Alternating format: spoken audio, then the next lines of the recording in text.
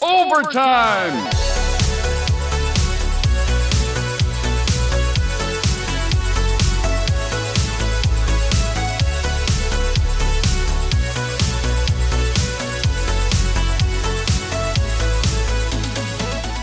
Whether you're talking about arcade games or something else entirely, rare doesn't always necessarily mean expensive.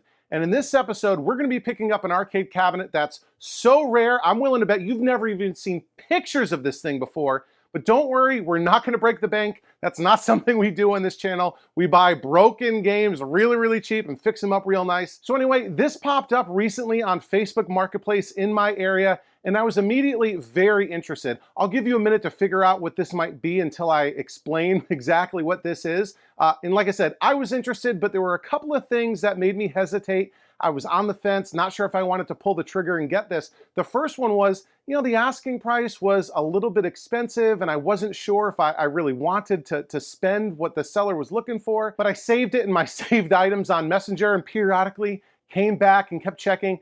And eventually the seller dropped the asking price to the range that I really wanted to be in, so that was fantastic. And one of the reasons I'm so interested in this game is because it's so unique. This is actually a Bosconian. And I know what you're gonna say, this doesn't look like any Bosconian you've ever seen before. Winding back a little bit, Bosconian was a game released by Namco, developed by Namco in 1981, sort of a top-down, free-roaming spaceship shooter, a little bit like Galaga, but top-down, so more like a Sinistar, but earlier. Awesome, awesome, awesome game. I've wanted one for a while, but they tend to be very expensive. In the US, Bosconian was licensed to and released by Bally Midway, and so most Bosconian cabinets that you will find are a Bally Midway cabinet. But this is not a Bally Midway Bosconian. This Bosconian was actually manufactured by Sidam. So Sidam was an Italian company that manufactured arcade cabinets for the European market. They started off making bootlegs, but eventually moved to licensed games. And Namco licensed Bosconian to Sidam to produce cabinets made in Italy for the European market, and somehow this thing wound up in the United States. The other reason that I hesitated on pulling the trigger and buying this cabinet is, it's going to take a lot of money to restore this back to an original, at least I thought it would. Working Bosconian PCB board sets are not easy to come by, and they are expensive when you find them. But another recent development that sort of changed my calculus here is the BitKit 2 made by Aaron, aka CraftyMech, who also makes the CraftyMech TPG test pattern generator you see all the time on my channel. The BitKit 2 recently added support for, you guessed it, Bosconian. And I've already got a BitKit 2. I actually bought a second one. And so my plan, at least initially, is to make this a BitKit Bosconian. So rather than trying to track down a super expensive original board set, we're going to at least initially put a BitKit in this thing, and that should be awesome. It'll play great. It's an FPGA-based hardware emulation, plays just like the original, so that should be fantastic. So a couple other interesting things are going to happen. So in this episode, unexpectedly, this is going to turn into a bit of a mini warehouse raid. So we're picking up this Sidam Bosconian from the seller's storage unit up in Maryland, and we're going to come home with a lot more than what I was originally anticipating. I'm going to get lots of monitors and parts and whatever, so a bit of a mini warehouse raid at this storage unit. And the other thing is, if you saw my recent episode 100 tour of all these games I've got all over my house, I need to get some of them out of here, especially the ones that don't belong to me, to make room for new games for myself. And in this episode, we're going to bring a Galaga project to Liam and Sam from Retrobotics. They also live in Maryland, not too far away from where the Sidam Bosconian seller is. So we're going to load the Galaga project that you saw in that tour. We're going to load it onto my truck. We're going to take it to Liam and Sam's place. Maybe we'll get a bit of a tour of the Retrobotics home arcade collection, which is pretty impressive. And then we'll get back on the road. We'll head to that seller storage unit. We'll get that Sidam Bosconian and all this other parts from this mini warehouse raid. Then we'll go back home. We'll dig into everything, see what we got, make heads or tails of it. And yeah, so if that sounds like fun, why don't we get on the road and get started? Let's go! Okay, I've got the Galaga project cabinet all loaded up in my truck, so let's hit the road and head over to Liam and Sam's from Retrobotics and drop this game off with them.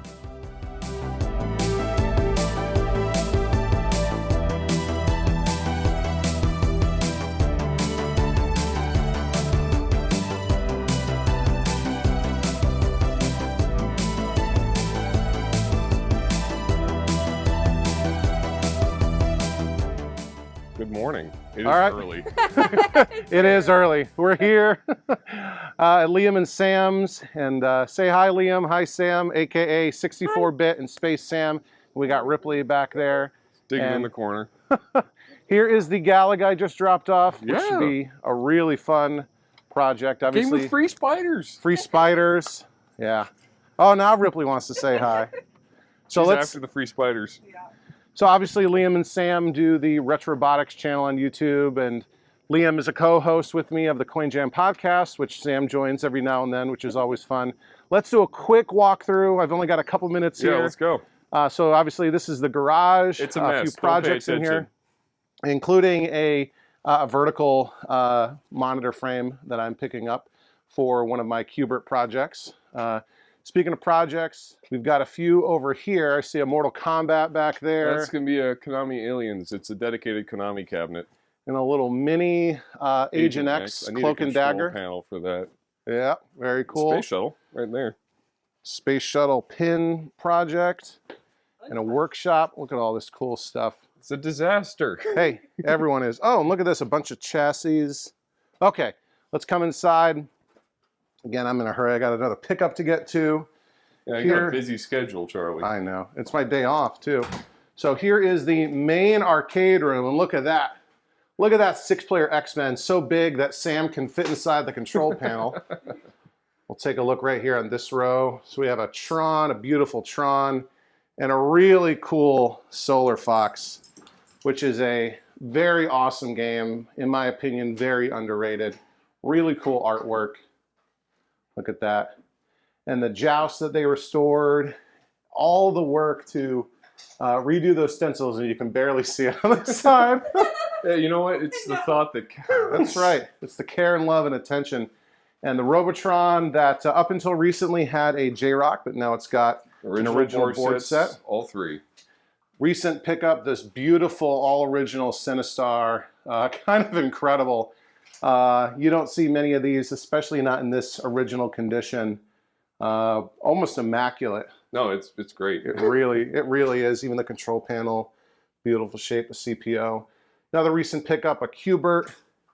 Love it. Again, I think all original here too, right? Yes, all original on the Qbert except the monitor. The monitor is a swap. That's a K7000 in okay. there.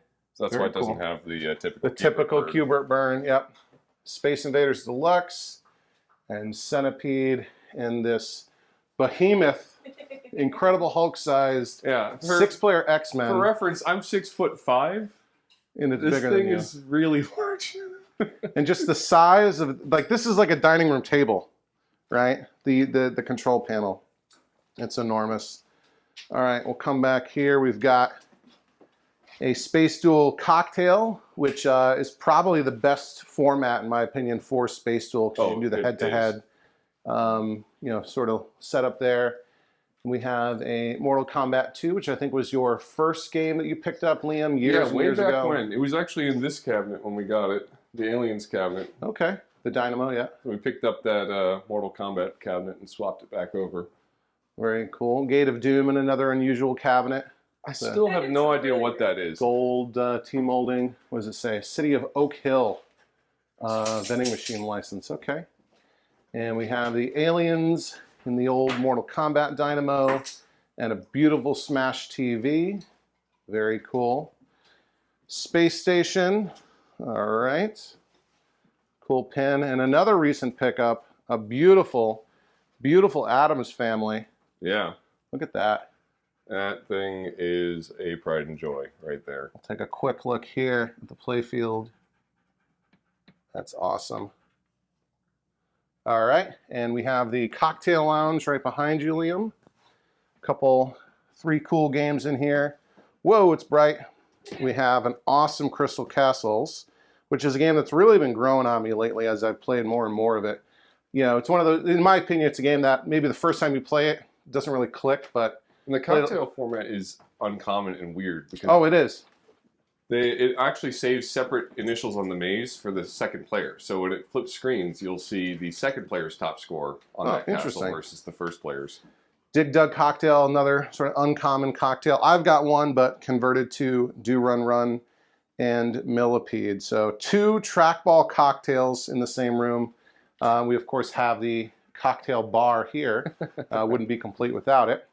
And then last but not least, we have the vector room. Yes. All of the vectors minus the Space Duel, which you already saw. So yeah, because there's some kind of magnetic anomaly on the floor, and Space Duel can't go in here. Tempest, Asteroids Deluxe, Major Havoc, really, really cool. That's such an awesome game.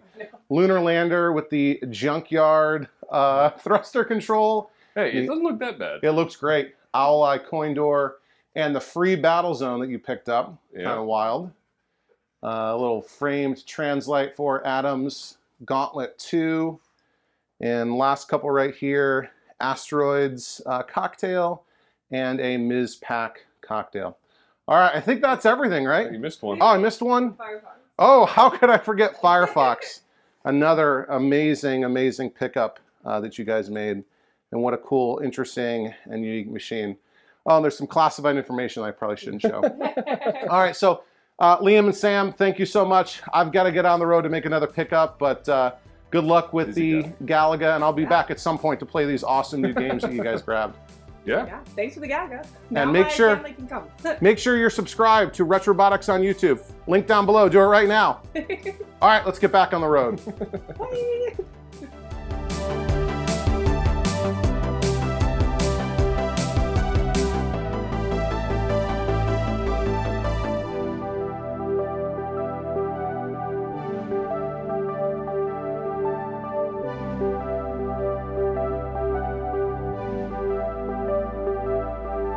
Okay, here we are at the seller's storage unit, and we've got the Sidam cabinet. Everything looks great.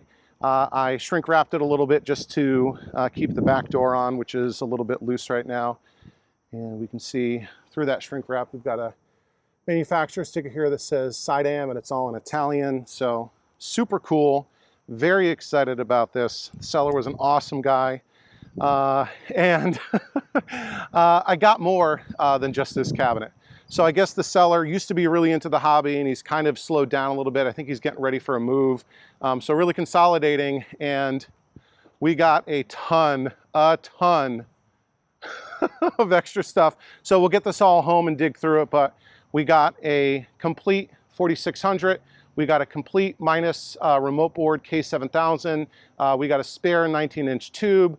We got a 19-inch consumer TV. And boxes and boxes of parts chassis. I got an AR2-02, lots of stuff here. So let me get this all loaded up. We'll bring it home, and then we'll kind of take stock, take inventory of what we got. But Duke, you are awesome. All right, the haul is home.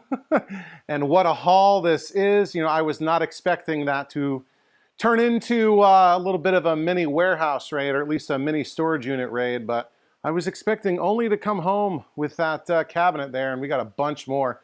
And it's actually really stormy right now outside.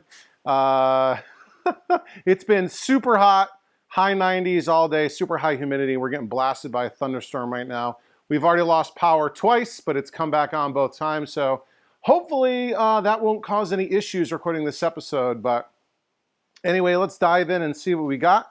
Figure we'll start over here. Now, the final tally came home with 13 chassis. So 6 of these are K7000s. 2 right here are 19-inch chassis, and 4 are 25-inch chassis. You can kind of tell the difference. These are general rules. There are some weird exceptions. 19-inch chassis generally say P447. While 25-inch chassis, here's a clear one, we'll say P538, like it says right there in the middle. Some of them get printed white. There's one that says P538 in black right there. You also have a different voltage regulator. It's a 123 volt voltage regulator for the 19s and 130 volt for the 25s. And you also have different heat sinks. So on the 25, there's a much taller heat sink right here. And on the 19, there's a much shorter one. So yeah, 2 19-inch K7000 chassis and 4 25-inch. The 25 inches are less useful to me. I have very few 25-inch monitors, but I got plenty of 19 inches.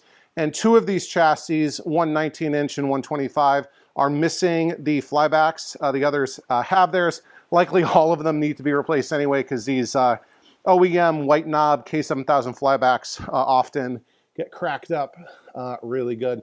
And looking at some of these, like some of these have been capped already. Like there's Nichicons on this one, and on this one there's Typo over here. So some of these have been worked on and recapped. So yeah, that'll be interesting to sort of dig in and see what's going on. And this one over here has this upper board, P609. Does that mean this is a medium res? I don't know. I got to look this up and figure out what this P609 little mini daughter board up there means. If that's medium res or something else, I'm not entirely sure. Next up, we have 3 Geo7 CBO chassis. So this is for the 19-inch Geo7. I got plenty of Geo7, so it'll be nice to have these here. They look to be in pretty decent shape. One of them has an Atari serial number sticker on it, so this would have come out of an Atari cabinet of some sort, maybe a Centipede or something like that. And the others, they all have their sort of markings a little bit different, like the Electro-Home sticker on this one is here, and on this one is over there, but they're all Geo7 CBOs. And then we've got 4 4900 chassis of a couple different kinds. So this I think is a 3-pot version, and we've got a couple of 5-pot versions over here that have the little vertical board, the little P344 board for the vertical position, which is cool. And then this just has the sort of jumpers on the older version of the K4900. And I've got another, the 4th K4900 over here, another 3-pot. Yeah, this one's got sort of the lower part of the frame where the chassis gets mounted onto, which is great. So let's see what else I got. This is a Atari AR2 power supply PCB. It also does some audio functions. And I believe this is the O2 variant, which I think is the universal AR2. And if you look right here, the 2N3055 bottle cap transistor has a date stamp of 1844, which means the 44th week of 2018. Now, I don't recognize any kind of manufacturer stamp, but somebody's worked on this. This might not be a legit, because there are fake 2N3055s out there, but somebody has worked on this board at some point. So yeah, and the serial number does not match the Geo7. So we've also got some random odds and ends here. This is a yoke, obviously. I'm not entirely sure what it goes to. And we've got some convergence rings, a wedge, and a strip. Cool. And of course, we have a 19-inch tube right here. I don't know what this would swap with, so we're going to have to take some yoke readings. We have a consumer 19-inch CRT right here. This says Proformance, not a brand I'm familiar with. So again, we'll have to crack that open, measure the yoke, and see what it might be compatible with for a yoke swap. And we have our beautiful Sidam Bosconian cabinet right here. We'll be cracking this open soon. I threw a Overtime Arcade sticker on this. Got a bunch of stickers and magnets and stuff recently from Sticker Mule. They've been doing some pretty cool sales, and I'll be having these to hand out to people at events and that sort of thing. So we'll crack open this this cabinet in a moment. And last but not least, we have 2 complete monitors. So this first one on the left is a 4600, and the one on the right, this is, what is this again? 19K7689, so another K7000. It's going to be hard to see, but way in there, you might be able to make it out right around here somewhere. That chassis is marked as P447B.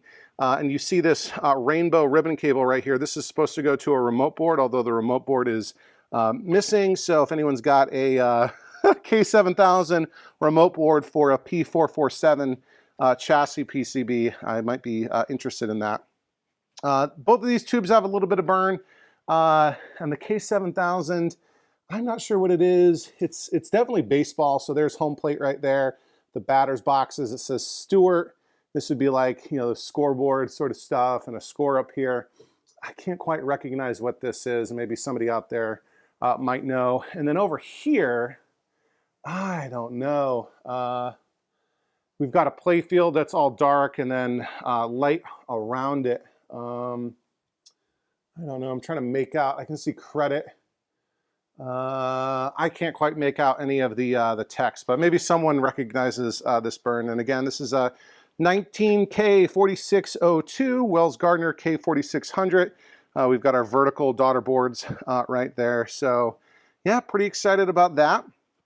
So let's see, maybe what we should do is I'll set up a tripod and we can measure these yolks on both the, just the yolk on the naked tube, and we'll crack open the case of this TV and test that tube and maybe figure out if these would be compatible with any kind of yoke swap. Kind of looking at this, I'm guessing this actually might be a TV tube, not a arcade monitor tube. But anyway, we'll make some measurements and see if we can figure anything out. All right, let's measure some yokes. So essentially what I'm doing is trying to see if any of these yokes would be compatible with common popular arcade monitors. Basically, the yoke sort of steers the electron guns and kind of beams them to draw the, you know, the picture on the screen. And different chassis, different monitors need different yokes, right? And the yokes have really an inductance reading, but it's much easier to measure the resistance to get a sense of what it should be. So essentially what I've done is I got this list from Dell. This is not a complete list, but for some of the more common monitors, I printed out what the horizontal and vertical ohm readings, resistance readings should be on the yoke connector, and that will tell us if any of these yokes is compatible with one of these popular arcade monitors. You know, these might be TV yokes, they might be for something weird or random, and you want to make sure that you have a compatible yoke when doing a tube swap so that you can just do a drop-in tube swap. It is possible to swap tubes and transplant the yokes. That's a lot of work. You got to position it right, and you see all this tape and strips and wedges and stuff to get the yoke perfectly positioned to get the image right. And it's always better if you don't have to do that and you can just do a drop-in replacement, which means leave the yoke attached to the tube and swap that whole assembly into the monitor. So we use our multimeter on the resistance setting with the ohm symbol, and each yoke has a yoke connector like this with two pairs of wires. There is a red and a blue and a green and a yellow, and essentially you measure the resistance across those pairs to know sort of what the monitor it's compatible with. So starting right here with the loose yoke, we have, that's, let's call that, come on, 2.9, yeah, 2.9 ohms on the horizontal, and on the vertical, all right, that's 81.4, which is super high. I don't know, maybe this came off of a TV. Unless I'm mistaken, I don't think any arcade monitors had a vertical ohm reading that high. You can see even some of the higher ones, 50 ohms, 37 ohms. 80 is sort of really kind of too high. We can look inside the windings here. It doesn't really look all that bad. It could be burnt up to increase the resistance, but maybe this was taken off of a TV tube because this wasn't useful, and they swapped an arcade monitor yoke onto it instead. So moving on to this tube, we're basically going to do the same thing. We'll start with the red and green, or red and blue, and we have 0.5 ohms. That's really low. Okay, not off to a great start. So the horizontal is 0.5. Hopefully that doesn't mean it's shorted. And the vertical is 3.5. That's super low too. I don't know if that's compatible with anything either. So, if you recognize those values as being useful for anything, please let me know in the comments down below.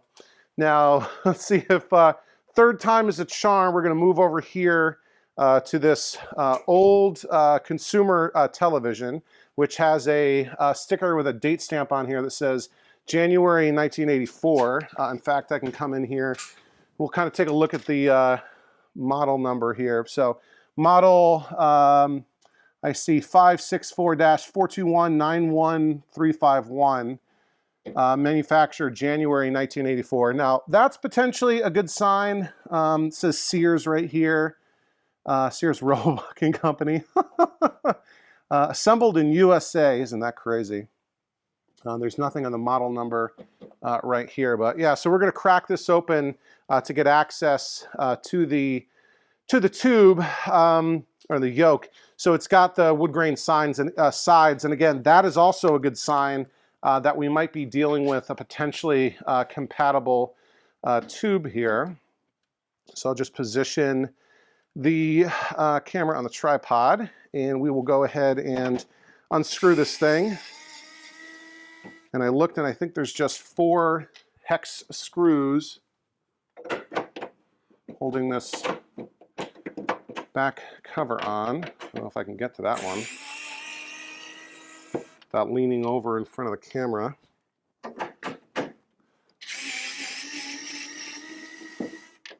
That's going to be somewhat captive. Come on. There we go. All right, this should just lift right off. Put that off to the side. Wow, that is a very long neck tube right there. Okay, are you seeing this? Yeah. We'll come in here. I see some Sanyo components in there. There's a Sanyo tuner and a Sanyo speaker right there. And this thing is super dusty. The power cord's been cut. Yeah, I don't know about this. Let me see if I can find the yoke connector all the way over there. I'm probably being dumb here and not discharging it, but I'm not gonna touch anything with 2 hands. So, oh, that's good. It's already been disconnected, which means somebody has probably measured this already. Somebody's probably done exactly this, and the fact that it wasn't used could be a bad sign that it's not compatible with anything. So multimeter back on ohms. I think you can see that. Yep. And we'll grab this and start with red and blue. And this is a really weird yoke connector. So that's 2.2, 2.1. That's not bad. That's not bad. And this might be hard to get a reading on.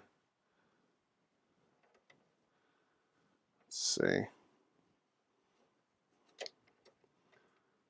Maybe from the one from this side and one from this side. 57. That's kind of high. Maybe 20 EZ. 57 is really high. Maybe I can get a better connection here. Yeah, 57 ohms on the vertical. Maybe G07. So what was it again on the horizontal? Sorry, I already did this, but let's double check. 2.2 and 57. Okay, that might work for a G07. You know, vertical's a little high. That might work. Might also work for a 20 EZ. So that's interesting. So this is a potentially good tube right here. And this looks like a CR23. Oh, is that glued on? Maybe not. It looks like a CR23 socket. Yeah, I think that's what that is. So cool. That might be a, I mean, it's close enough that I'd be willing to test it as a drop-in replacement for a G07 tube swap, which is pretty crazy because G07 tubes are pretty uncommon. So yeah, that's potentially very interesting. Like I said, you know, it is the correct horizontal resistance. The vertical's a little high, but it's close enough that I'd be willing to try it out. So that's interesting. All right, Now let me get the camera set up for what you really care about, which is digging into that Bosconian cabinet. All right, let's tear into this cabinet. Now I know you've seen this before when we were picking it up at the storage unit, but I always like to do a little bit of a reveal. And the back door is going to fall off, so it's another reason I've had it kind of all wrapped up in this shrink wrap. But we'll cut it down like this. And all right, whoa, almost fell right on my face. We'll take this door right off. There's nothing on the inside, but it's kind of neat that it's got this, I don't know, laminate or whatever on the inside. It's nicer than what you normally see. There's also a little masking tape right here that says 112905, so not sure what's up with that. Again, we have this Sidam manufacturing sticker. Has a date, but I don't know. If you read Italian, tell me what any of that means. And they're these, I don't know, 3M command strips sort of on this. So I don't know what that was for, but all right. We'll get all this off and out of the way. So I think my plan here is, now obviously I'm going to restore this back to a Bosconian. Bosconian boards are not easily obtainable, certainly not for a good price. So I think I'm going to use a bit kit because the CraftyMix bit kit 2 does support a bunch of horizontal games, including recent edition of Bosconian. So we'll probably throw a bit kit in here for the foreseeable future until a reasonably priced original Bosconian PCB set sort of falls into my lap. But we've got some work here to repair this control panel. So I guess this is a metal control panel. We've got the SNK rotary, what is this, LS30 rotary, yellow rotary joysticks. These are the very common ones. I've had a pair of these before and I've sold them, so I'll probably sell these to somebody that wants them for a rotary game. We've got 3 action buttons and a start button for each one, and very distinctly an ashtray built in to the CPO, which I guess is designed to prevent people from getting cigarette burns when they rest their lit cigarettes on control panels back in the day. And down here, I don't know, did I do all this before? In the parking lot of the storage unit. Very, you know, I guess European looking coin door. It does say 25C for maybe 25 cents, or is it centamos or something in the pre-Euro Italian currency. Very interesting coin reject buttons. And we've got coin return slots down here. That's all been taped up. Maybe we can just rip that tape and see what's going on in here. Okay, we got some coin mechs. Oh, and there's coin door lights. So that's cool. So those light up. That'll be interesting to see what that looks like. Got a slam switch here. It's been bent up. But yeah, this doesn't look bad. Our coin door or coin bucket sort of bounced around a little bit. But yeah, interesting kind of design. Obviously, I'm not familiar at all with Sidam cabinets or how they're built or anything, but I can't imagine they're all that different. You know, black and white sort of temporary marquee put in there. I don't know if this cabinet was converted to JAMA and then, you know, they had a bunch of different games in here. Maybe, you know, they perhaps rotated, no pun intended, through a couple different rotary joystick games. Looking at the side here, this side art is really beautiful. You know, it's a little bit rough, some battle damage, but it almost looks like, you know, this turret was destroyed. And if you've played Bosconian, you kind of know what I'm talking about. So yeah, that'll be nice. And we'll just leave that side art like that. And we've got a little bit of overspray back here. Maybe somebody was repairing the cabinet at some point. Coming over to the top, we have a couple of vents. I think I pointed out before. These vents say Sidam. Sidam's like molded into these vents, which is kind of neat. Power switch. And we got our handholds. The cabinet does have wheels at the bottom, and these are handholds for tilting it back. They're both cracked, but you're never going to see that. The back of the cabinet. Let's see, coming down here, we'll get some light going on. Actually, take a look at this side art too. About the same, scuffed up a little bit. but I think this side is slightly better. We've got a gouge in the cabinet here, but I'm really not going to touch that. And then again, looking inside here, this maybe we'll try ironing out this cardboard bezel just to make it a little bit flatter. I think he mentioned that this was a Hantarex monitor, which I'm not super thrilled about. Maybe we can put a different chassis on this, but the chassis is missing. We might have to just put a whole new monitor in here, but that's not a problem because I've got plenty. We've got our Ikari Warriors 3 board here, and I'm trying to say, yep, it does say SNK over in the corner there. So, and I don't know what that thing is right there. Maybe I don't need the flashlight. I'm kind of standing in some of the light, but I don't know what that is right there. That plastic sort of setup.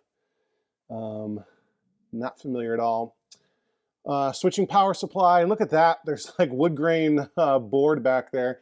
And this, I guess this this PCB got mounted on a thin piece of particle board that got smashed up a little bit down there. So not sure what the story is there. More vents down here, and we've got a isolation transformer. Let's see. Oh, it's 120 volt, which is great. So not designed for, you know, European voltage. And I'm guessing there is over here something going on. This little black box. I don't know if those are fuses or there's a distribution block or something in there.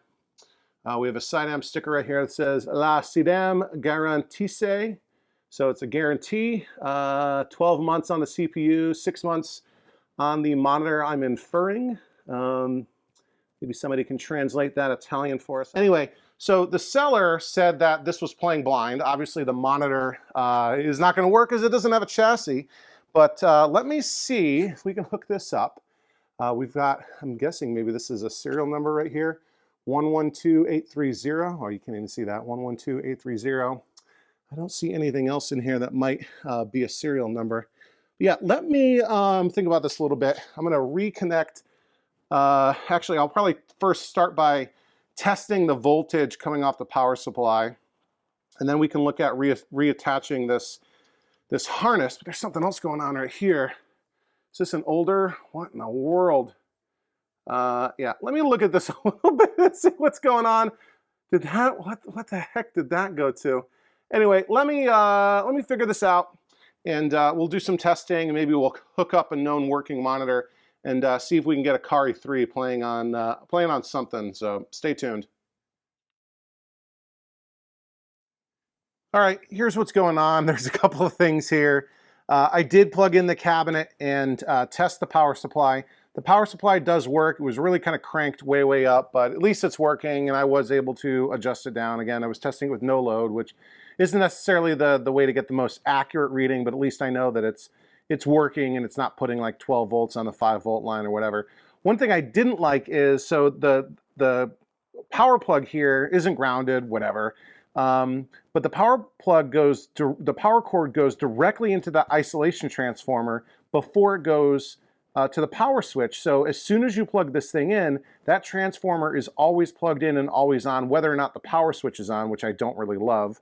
But again, the power supply was working. A couple other things kind of give me pause here. One, this JAMA adapter is really kind of a bit of a mess, and I'm not sure which way it goes, and I could probably figure it out by, you know, measuring the ground or whatever, but yeah, I don't really want to do that. And the thing that really kind of stumped me was this this video signal connector is not normal. So the plug is different, and instead of going RGB, it goes blue, green, red, ground, sync. So I'd have to make an adapter to plug this into a monitor using this harness. So we're just not going to use this harness or this cabinet right now. So I've taken the board out, as you can see, and we've moved it over to my Superman cabinet. Again, this is a Dynamo HS7, so relatively uncommon Dynamo cabinet, but it's just JAMA. It is horizontal, which is great. So I've got the Ikari 3 PCB plugged into the JAMA harness, sitting on top of the Superman PCB, and hopefully that doesn't damage it. And I've got the rotary joysticks, which are still, of course, mounted on the Bosconian control panel, plugged back in to the PCB. So it might be a little bit awkward to reach over, but we should be able to see if Akari 3 is working and test out these rotary joysticks. So let's get up to take a quick look at that. And we're all plugged in, and I should just be able to throw the switch and power this up. So here we go. Keep your fingers crossed that nothing goes up in smoke. I can barely reach this power switch. All right, here we go. 3, 2, 1. Power is on. Something's playing. Look at that. All right, we passed the test. We got 2 LEDs lit on the board, kind of just off screen here. Can't really. Whoa, look at that. It is working. It is working. All right, let me turn the house lights off. Very cool. Okay. Yeah. Screen looks red. Hopefully my monitor. It could be just, you know, the colors, different games, different colors of monitors, whatever. Yeah, it doesn't look bad. All right, I don't think I've ever played Akari 3, at least not the arcade version. I played it on the NES version, so let me see. That actually doesn't look bad. Let me see if I can make a quick adjustment just to make the image look even better.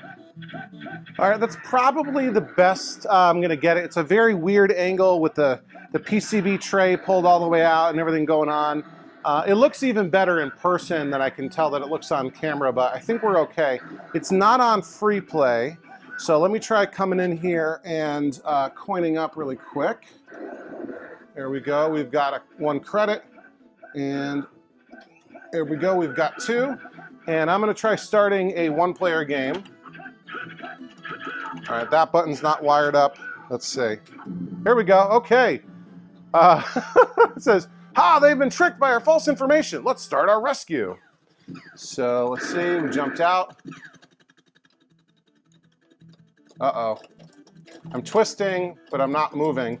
Oh, and that's probably because I have to use, there we go. So I'm gonna use, I can only use the rotary stick to twist, because that's the only thing from those controls. And I'm using the regular dynamo controls to control up, down, left, and right. So there we go. We'll have to figure out some other way to check the punch in, and I got nothing on the other one. Okay, but the rotary piece is working. Come on. Yeah, get some. All right, no weapons yet. All these dudes. We'll get some. There's nothing the other button does. Okay, all right. So we're spinning around. Let me start the other guy. Oh, I guess I need to start again. There we go, okay. He's spinning around. Cool. So this is gonna be impossible to play. Take both these guys up, both these guys to the right, maybe? Can we go off screen? No. Well, this is really going to be super awkward and impossible to play. I got to figure out how to get this JAMA harness or whatever working, or maybe just transplant everything over. But hey, the good news is this PCB works. Looks like it works perfectly. I'm not noticing any issues. At least the rotary function of the rotary joysticks works, which is the more important part. And I'm guessing the regular, 4-way, or I guess it's an 8-way joystick, but 4 up, down, left, right directions, that's working. So I think this is good news, right? So we've got a working Akari 3 PCB, presumed at this point now, fully working rotary joysticks. Again, at least the rotary twisting function works. So that's cool. I was thinking of maybe doing a little bit of Akari 3 gameplay, but it's just, I can't do that 2 hands on both joysticks and trying to also do buttons and while reaching over the cabinet. But so we're able to do a test. Maybe at some point, if you guys want, let me know down below in a comment if you want to see an Akari 3 gameplay or playthrough. But yeah, I think eventually I'll probably put this Akari 3 PCB up for sale and I'll sell these joysticks. I don't mind these rotary games, but you play them once, you finish them once, and that's it. To me, they don't have a ton of replay value, and they're really kind of not what I typically go for in my collection.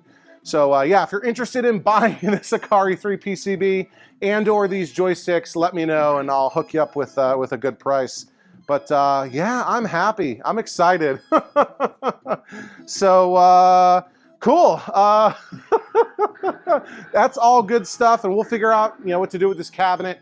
Like I said, I'm gonna put a bit kit in it. We'll get some. We'll get a new marquee. I'm wondering if there's like a scan of the Japanese Bosconian marquee that I can get, maybe a custom marquee printed. We'll figure out something to do for a control panel overlay. We'll leave the side art.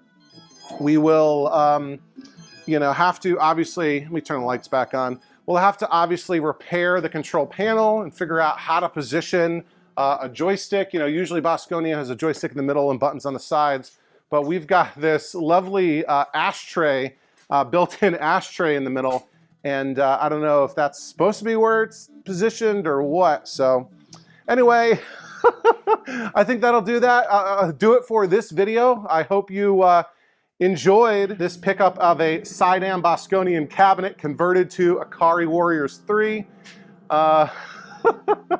If you want to follow along on the restoration and bringing this back to a Bosconian, make sure you're subscribed. I release new videos every Sunday afternoon. Sometimes I do live streams. I've got a podcast. I've got some other stuff planned. Sometimes I do shorts, although I haven't really done much of those lately because they don't tend to do well with this audience, which I understand. If you like what we're doing, make sure you hit that like button. Share this video with somebody else that might enjoy it. Do you remember playing Bosconian? Maybe you remember playing Akari 3. Send it to somebody that you used to play those games with. Leave a comment down below. Tell me all about any history you've got, any fond memories of Bosconian or Akari 3. If you really like what we're doing and you want to support the channel, there's a couple ways for you to do that. We've got a merch shop. You can click on a link down below. I've got hats, t-shirts, mugs, sweatshirts, all kinds of cool stuff. And we also have channel memberships. And if you're not yet an Overtime Arcade channel member, you are definitely missing out. For only $1.99 a month, you get to support the channel. It really helps us out, goes a long way. I invest all of that back into these games and parts and everything. I just bought a tripod and all kinds of stuff where I'm gonna get really serious about stepping up my game with live streams. So all the donations always get reinvested back in the channel. You get early access to all new videos, typically a day in advance. So most of the time, channel members are watching these videos on Saturdays instead of Sunday when they come out to the public. We do a monthly members-only live stream. If you're watching this right now, the day of release, we're going to be doing that members-only live stream tonight, Sunday night. So hop on in, become a channel member. Don't miss out on that. And perhaps the coolest perk that we offer as part of channel memberships here at Overtime Arcade is access to our private members-only Discord. It's a great community. Everyone that's a part of it says that they love it. I constantly get feedback, PMs, people are like, hey, this is such a great group of people that you brought together. And I'm like, it's not me, it's you guys that make this community great. Lots of positivity, everyone supporting each other, hooking each other up with deals, helping people, troubleshoot and figure out what to do when they're fixing things. So yeah, if you want to learn more about what it means to become an Overtime Arcade channel member, click on that join button down below. You'll see what it's all about and really appreciate it. And I totally get it. Believe me, I totally get it. If you don't want to sign up for yet another monthly subscription, there's one last way for you to support the channel. You can leave a super thanks. So basically that's a one-time donation. There should be some kind of $ button down below you can click on to make a one-time donation with a super thanks. And I always appreciate that. It's kind of like a super chat, but a super chat is for a live stream. A super thanks is for a normal video. So yeah, I think that'll about do it for this episode of Overtime Arcade. As always, I'm Charlie. Thanks for watching. We'll see you next time. Overtime!